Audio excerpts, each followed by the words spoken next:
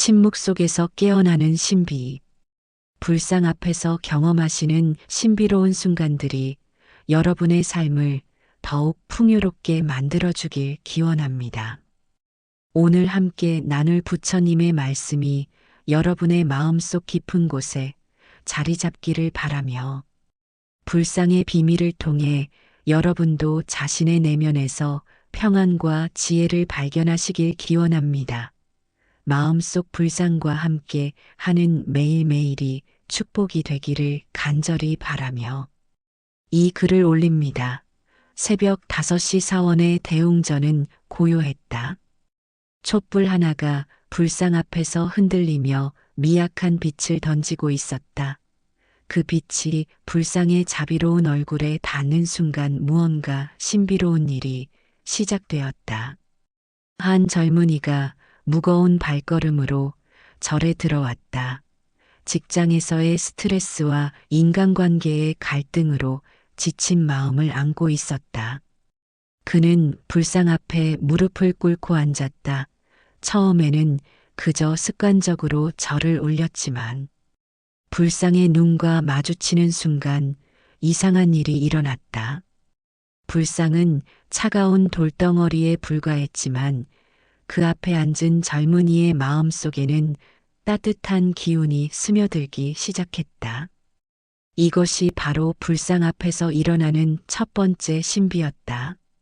물질이 정신에 영향을 미치는 것이 아니라 정신이 물질을 통해 자신의 참모습을 발견하는 것이었다. 불상의 미소는 변하지 않았지만 그것을 바라보는 젊은이의 마음은 점점 달라지고 있었다. 분노로 가득했던 마음이 서서히 누그러지고 원망으로 얼룩진 생각들이 하나씩 사라져갔다. 이것은 마법이 아니었다. 이것은 불상이라는 상징 앞에서 자신의 내면과 마주하는 용기를 얻은 결과였다. 부처님께서 이 젊은이의 마음을 읽으셨는지 조용한 목소리로 말씀하셨다. 내가 지금 느끼고 있는 평안은 불장에서 나오는 것이 아니니라. 그것은 내 마음 속에 이미 있던 것이 깨어나는 것이니라. 젊은이는 고개를 들어 다시 불상을 바라보았다. 정말로 그 자비로운 표정은 처음부터 변하지 않았다. 하지만 자신이 그것을 바라보는 시선은 완전히 달라져 있었다. 처음에는 도움을 구하러 온 것이었지만 이제는 감사의 마음으로 바라보고 있었다. 이 순간 여러분께서도 비슷한 경험을 해보신 적이 있으실 것입니다. 불상 앞에서 마음이 차분해지고 내면의 평화를 느끼신 분들은 댓글로 나무아미타불이라고 적어주세요. 우리 모두가 함께 이 신비로운 여정을 시작해 보겠습니다. 이런 소중한 가르침을 더 많은 분들과 나누고 싶으시다면 구독과 좋아요로 응원해 주세요. 그리고 여러분만의 불장 앞에서의 경험이나 깨달음의 순간들을 댓글로 나누어 주시면 우리 모두가 함께 성장할 수 있을 것입니다.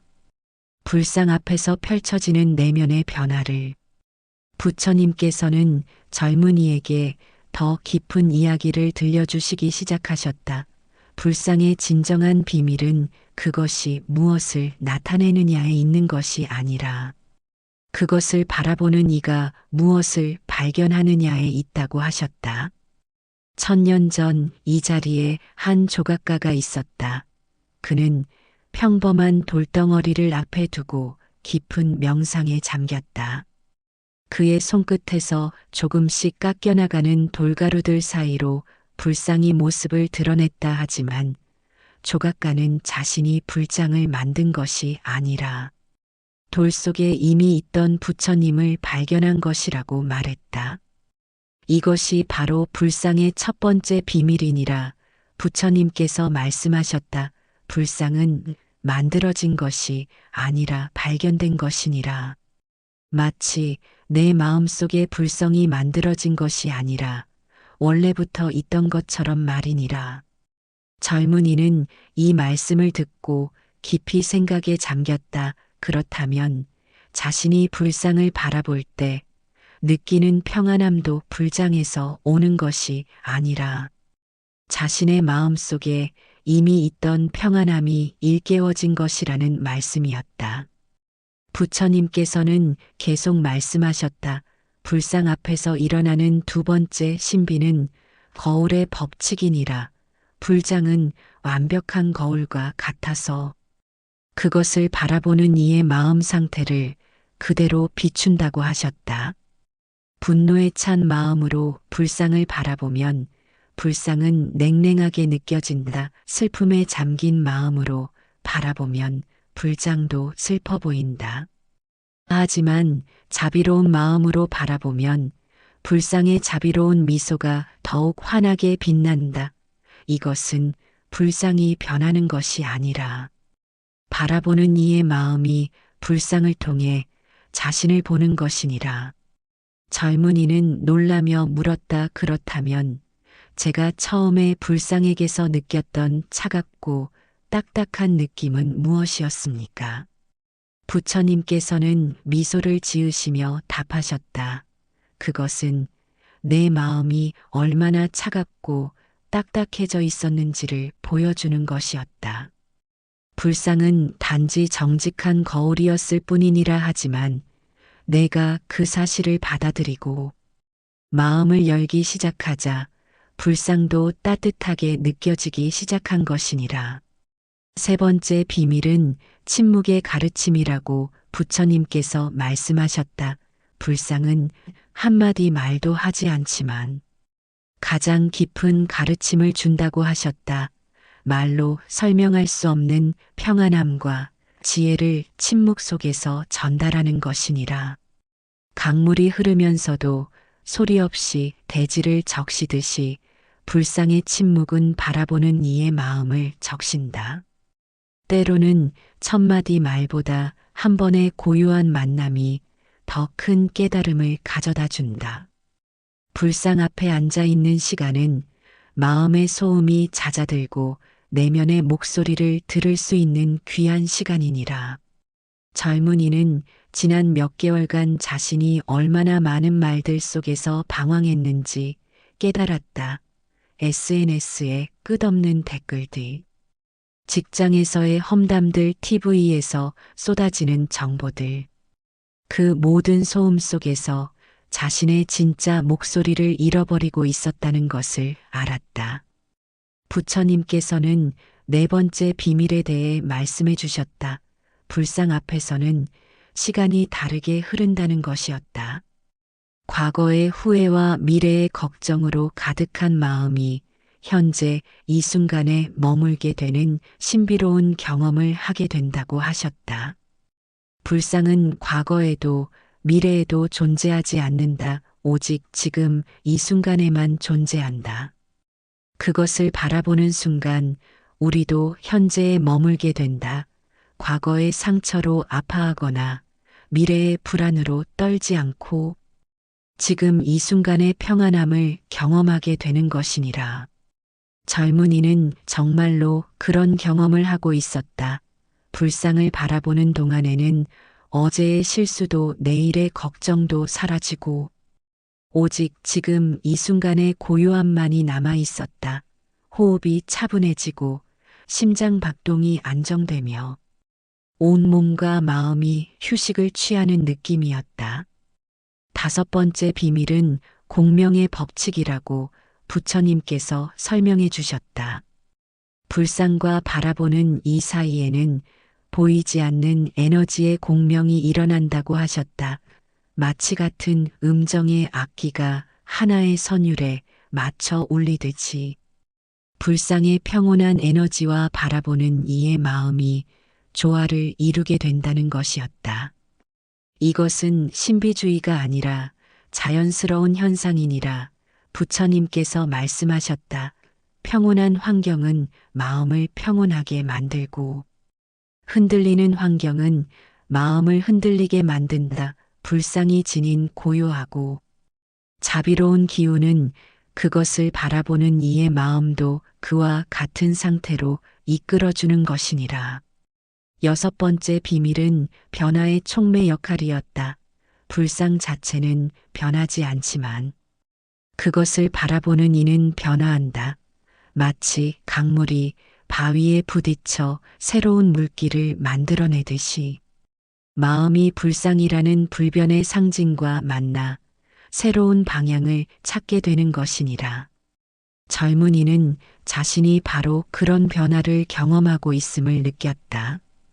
불상을 바라보기 전과 후에 자신의 마음 상태가 완전히 달랐다 같은 고민이 있지만 그것을 바라보는 관점이 바뀌었고 같은 상황이지만 대처하는 마음가짐이 달라졌다. 일곱 번째 비밀은 연결의 경험이라고 부처님께서 말씀하셨다. 불상 앞에서는 자신이 홀로 있다는 외로움이 사라지고 모든 존재와 연결되어 있다는 깊은 깨달음을 얻게 된다고 하셨다. 이 불상을 바라본 수많은 사람들의 기도와 영혼이 그 안에 스며들어 있고 내가 지금 느끼는 평안함도 그 연결의 일부가 되는 것이니라.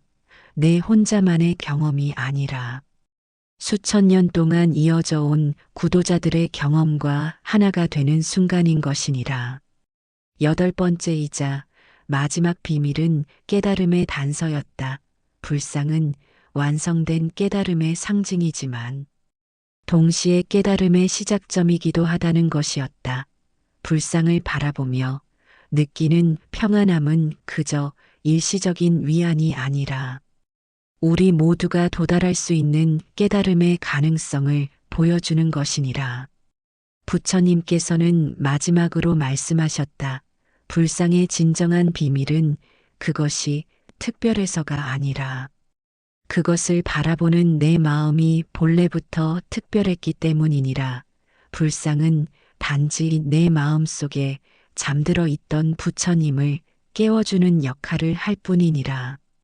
젊은이는 부처님의 말씀을 듣고 깊은 깨달음의 순간을 맞이했다. 그동안 자신이 불상에게서 무언가를 받으려고만 했는데 정작 중요한 것은 자신의 마음 속에 이미 있었다는 사실을 깨달았다. 부처님께서는 이제 가장 중요한 가르침을 전해주시며 말씀하셨다. 내가 불상 앞에서 경험한 모든 것들을 일상으로 가져가는 것이 진정한 깨달음이니라. 불상은 사원에만 있는 것이 아니라 내 마음 속에도 있다는 것을 기억하느니라. 첫 번째 깨달음은 내면의 불상 발견이었다. 우리 각자의 마음 속에는 불상과 같은 평온하고 자비로운 본성이 있다는 것이다. 그것은 외부의 상황에 흔들리지 않는 중심이며 언제든지 돌아갈 수 있는 고향과 같은 곳이다. 젊은이는 눈을 감고 자신의 마음 깊은 곳을 들여다보았다. 정말로 그곳에는 불상과 같은 고요하고 따뜻한 존재가 있었다. 그것은 어떤 상황에서도 변하지 않는 자신의 참모습이었다.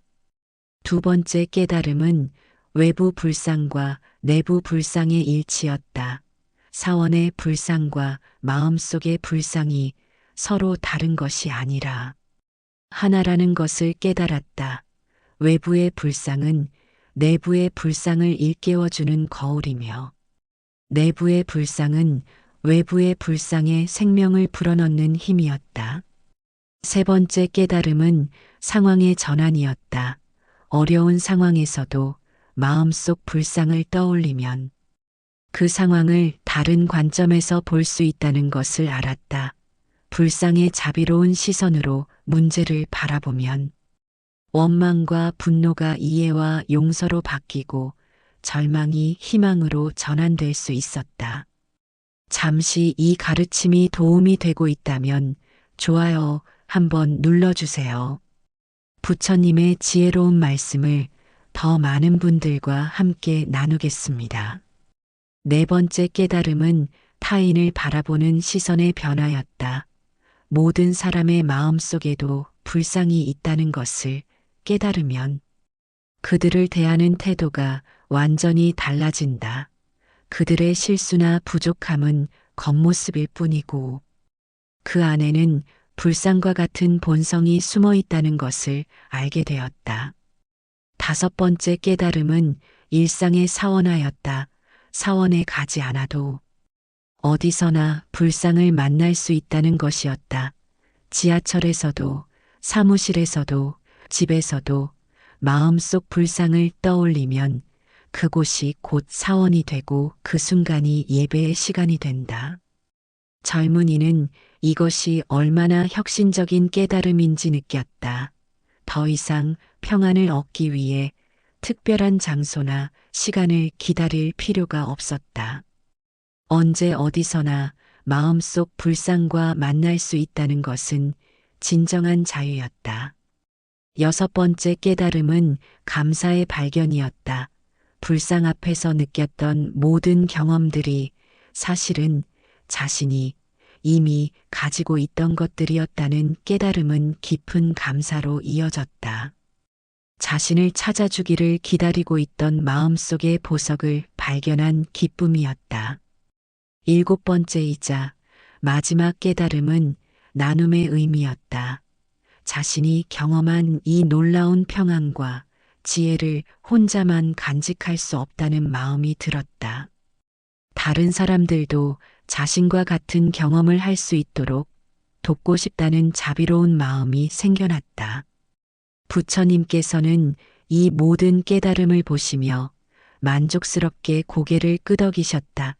이제 내가 진정한 불상의 비밀을 깨달았구나.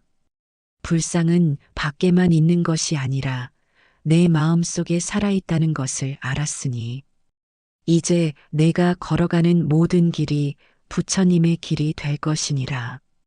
젊은이는 깊은 감동 속에서 마지막 질문을 드렸다. 부처님, 그렇다면 저는 이제 무엇을 해야 합니까?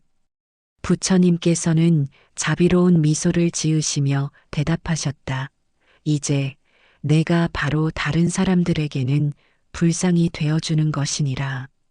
내 마음속의 평안과 자비가 다른 이들의 마음속 불상을 깨워주는 역할을 하는 것이니라. 부처님께서는 젊은이에게 이제 구체적인 실천 방법들을 알려주시기 시작하셨다. 깨달음은 경험으로 끝나는 것이 아니라 삶 속에서 실천되어야 한다고 말씀하시며 8가지 방법을 제시해 주셨다. 첫 번째 실천법은 마음속 불상 시각화였다. 하루에 3번 아침에 일어날 때, 점심시간에 잠들기 전에 5분씩 시간을 내어 마음속 불상을 떠올리는 것이었다. 눈을 감고 자신의 가슴 중앙에 작은 불장이 고요히 앉아 있는 모습을 상상하며 그 평온한 기운이 온몸에 퍼져나가는 것을 느끼는 것이다. 이 실습을 통해 어떤 상황에서도 내면의 중심을 유지할 수 있게 된다. 스트레스를 받거나 화가 날 때도 마음속 불상을 떠올리면 감정이 차츰 가라앉고 지혜로운 판단을 할 수 있게 된다. 두 번째 실천법은 불상의 눈으로 세상 바라보기였다. 일상에서 사람들을 만날 때마다 그들의 마음속에도 불장이 있다고 생각하며 불상의 자비로운 시선으로 바라보는 것이다. 짜증나는 동료도 무례한 손님도 그들의 본성은 불상과 같이 선하다고 여기며 대하는 것이다. 이렇게 하면 인간관계에서 오는 많은 갈등과 스트레스가 줄어든다. 상대방의 행동에 반응하기보다는 그들의 본성을 믿고 기다리는 여유를 갖게 되며 자연스럽게 더 좋은 관계를 만들어갈 수 있다. 세 번째 실천법은 일상의 순간들을 성스럽게 만들기였다. 밥을 먹기 전, 차를 마시기 전, 어떤 일을 시작하기 전에 잠깐 멈추어서 마음속 불상에게 감사의 인사를 드리는 것이다. 이 음식이 내게 오기까지 얼마나 많은 분들의 수고가 있었는지, 이 순간이 얼마나 소중한 선물인지 불상과 함께 느끼는 것이다. 이런 작은 의식들이 평범한 일상을 의미 있는 수행의 시간으로 바꿔준다.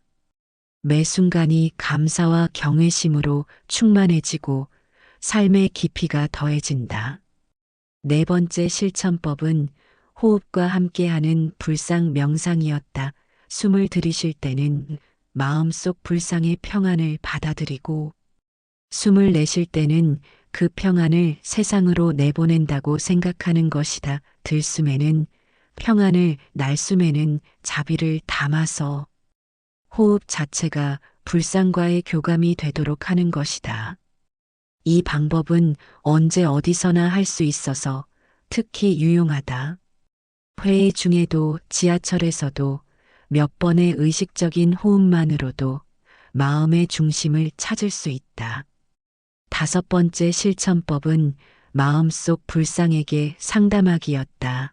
어려운 결정을 내려야 할 때나 갈등 상황에 부딪혔을 때 마음속 불상에게 조언을 구하는 것이다. 조용한 곳에 앉아서 상황을 설명하고 불상이라면 어떻게 하실지 생각해 보는 것이다. 이때 중요한 것은 자신이 원하는 답을 찾으려 하지 않고 진정으로 지혜로운 답을 구하는 마음가짐이다. 불상의 자비롭고 지혜로운 관점에서 상황을 바라보면 새로운 해결책이 보이거나 마음의 평화를 얻을 수 있다. 여섯 번째 실천법은 불상의 미소 전하기였다. 하루에 한 번 이상은 불상의 자비로운 미소를 다른 사람에게 전해주는 것이다. 가족에게, 동료에게, 길에서 만나는 낯선 사람에게라도 진심 어린 미소를 보내는 것이다. 그 미소 속에는 마음속 불상의 사랑과 축복이 담겨 있다고 생각하며 건네는 것이다. 이 실천은 자신에게도 상대방에게도 긍정적인 에너지를 전해준다. 미소는 전염성이 있어서 한 사람의 진심, 어린 미소가 여러 사람의 하루를 밝게 만들 수 있다. 일곱 번째 실천법은 불상 앞에서의 다짐 지키기였다. 불상 앞에서 한 약속이나 다짐들을 일상에서 실천하는 것이다. 더 인내심을 갖겠다고 했다면 그것을 지키려 노력하고 더 너그러운 마음을 갖겠다고 했다면 그것을 실행하는 것이다. 불상은 그 약속을 기억하고 있고 우리가 그것을 지킬 때 함께 기뻐해 주신다고 생각하며 실천하는 것이다. 이것은 자신과의 약속을 지키는 훈련이기도 하다. 작은 다짐들을 하나씩 지켜나가면서 자신에 대한 신뢰도 쌓이고 실제로 더 나은 사람이 되어간다. 여덟 번째이자 마지막 실천법은 불상의 가르침 나누기였다. 자신이 불상 앞에서 배우고 경험한 지혜들을 다른 사람들과 나누는 것이다. 말로 전하기도 하고 행동으로 보여주기도 하면서 불상의 가르침이 더 많은 사람들에게 전해지도록 하는 것이다. 이때 중요한 것은 강요하지 않는 것이다. 자신의 경험을 진솔하게 나누되 상대방이 받아들일 준비가 되었을 때만 전해주는 지혜가 필요하다. 불상의 가르침은 강물처럼 자연스럽게 흘러가야지 억지로 밀어붙여서는 안 된다. 부처님께서는 이 8가지 실천법을 모두 설명하신 후 다음과 같이 말씀하셨다. 이 방법들을 모두 완벽하게 할 필요는 없다. 하나씩 차근차근 자신에게 맞는 것부터 시작하여라. 중요한 것은 완벽함이 아니라 꾸준함이니라. 매일 조금씩이라도 마음속 불상과 함께하는 시간을 가져라. 젊은이는 이 모든 가르침을 마음에 새기며 감사의 마음을 전했다. 이제 자신도 불상의 비밀을 알았고 그 비밀을 삶 속에서 실천할 구체적인 방법들도 배웠다. 더 이상 불상은 멀리 있는 신비한 존재가 아니라 언제나 함께하는 가장 가까운 동반자가 되었다.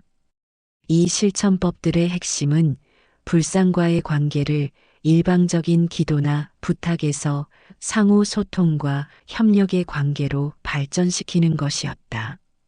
불상에게 도움을 청하기만 하는 것이 아니라 불상과 함께 세상을 더 아름답게 만들어가는 동반자가 되는 것이었다. 부처님께서는 마지막으로 당부의 말씀을 해주셨다. 이 모든 실천은 억지로 하는 것이 아니라 자연스럽게 우러나와야 한다고 하셨다. 마음속 불상과의 관계가 깊어질수록 이런 실천들은 저절로 하게 되고 그것이 기쁨이 된다고 말씀하셨다. 또한 실패를 두려워하지 말라고 하셨다. 때로는 화를 내기도 하고 이기적인 마음이 들기도 할 것이지만 그럴 때마다 다시 마음속 불상에게 돌아가면 된다고 하셨다. 불상은 우리의 실수를 탓하지 않고 언제나 다시 시작할 기회를 주신다고 말씀하셨다. 해가 뜨고 있었다. 대웅전 창문 사이로 스며드는 황금빛 햇살이 불상의 얼굴을 환하게 비추었다. 젊은이는 불상 앞에 앉아 지난밤의 모든 경험을 되새기고 있었다. 부처님께서는 마지막 가르침을 주시며 말씀하셨다. 이제 내가 이곳을 떠나더라도 불상은 항상 내 마음속에 함께 할 것이니라. 어떤 시련이 와도 어떤 기쁨이 와도 마음속 불상은 변함없이 너를 지켜보며 지혜와 자비를 베풀어 줄 것이니라. 젊은이는 깊은 감사의 마음으로 절을 올렸다. 그의 마음은 처음 이곳에 왔을 때와 완전히 달라져 있었다. 무겁고 어둡던 마음이 가볍고 밝아졌으며 절망적이던 미래가 희망으로 가득 차 있었다. 가장 놀라운 변화는 자신을 바라보는 시선이었다. 더 이상 자신을 부족하고 결함투성이인 존재로 보지 않았다. 자신의 마음 속에도 불상과 같은 완전하고 아름다운 본성이 있다는 것을 믿게 되었고 그 믿음이 자신감과 평안함을 가져다 주었다. 불상의 비밀을 깨달은 후 젊은이의 삶은 점진적으로 변화하기 시작했다. 직장에서의 스트레스는 여전히 있었지만 그것에 대처하는 방식이 완전히 달랐다. 화가 날 때마다 마음속 불상을 떠올리며 깊게 숨을 쉬었고 그러면 감정이 차분해지며 지혜로운 해결책이 떠올랐다. 사람들과의 관계도 달라졌다. 상대방의 단점이나 실수에 집중하기보다는 그들의 마음 속에 있는 불상을 보려고 노력했다. 그러자 신기하게도 사람들이 그에게 더 친근하게 대하기 시작했고 직장 분위기도 한결 부드러워졌다. 가족과의 시간도 더욱 소중해졌다. 매일 저녁 식사 전에 잠깐 마음속 불상에게 감사의 인사를 드리는 습관을 만들었고 가족들도 그의 변화를 느끼며 함께 마음을 모으는 시간을 갖기 시작했다. 가장 큰 변화는 삶의 목적에 대한 새로운 이해였다. 이전에는 성공과 인정을 받기 위해 살았다면 이제는 자신의 마음속 불상을 성장시키고 다른 사람들의 마음속 불상을 깨워주기 위해 살고 싶어졌다. 돈과 명예도 중요하지만 그것들은 수단일 뿐. 진정한 목적은 자신과 세상의 행복이라는 것을 깨달았다. 몇 달 후 젊은이는 다시 그 사원을 찾았다. 이번에는 무거운 마음이 아니라 감사한 마음으로 왔다. 불상 앞에 앉아 그동안의 변화들을 보고드리고 앞으로도 계속 함께 해달라고 부탁드렸다. 불상은 여전히 같은 자리에서 같은 미소를 짓고 있었다 하지만 젊은이가 보기에는 전보다 더 환하고 따뜻해 보였다. 아니, 실제로는 불상이 변한 것이 아니라 자신이 변했다는 것을 알고 있었다. 자신의 마음이 맑아질수록 불상도 더 아름답게 보이는 것이었다. 그날 저녁 집에 돌아와서 젊은이는 일기를 썼다. 불상의 진정한 비밀은 그것이 우리밖에 있는 것이 아니라 우리 안에 있다는 것이었다. 불상은 우리의 본성을 일깨워주는 거울이며 우리가 될 수 있는 최고의 모습을 보여주는 안내자였다. 이 깨달음을 통해 그는 불상이 단순한 조각상이 아니라 살아있는 가르침이라는 것을 알게 되었다. 불상 앞에서 일어나는 모든 일들, 평안함, 깨달음, 변화, 치유는 모두 우리 자신의 내면에서 일어나는 일들이었다. 불상은 단지 그것들을 가능하게 해주는 촉매 역할을 했을 뿐이었다. 이제 젊은이는 어디를 가든 마음속 불상과 함께였다. 지하철에서도, 사무실에서도, 공원을 산책할 때도 항상 내면의 평안함과 지혜를 느낄 수 있었다. 더 이상 특별한 장소나 시간이 필요하지 않았다. 삶 자체가 불상과 함께하는 연속적인 명상이 되었다. 부처님의 지혜로운 가르침이 여러분의 일상에 평화와 깨달음을 가져다 주기를 바랍니다. 나무아미타불. 여러분 모두의 삶에 무량한 자비와 지혜가 함께 하시길 기원합니다.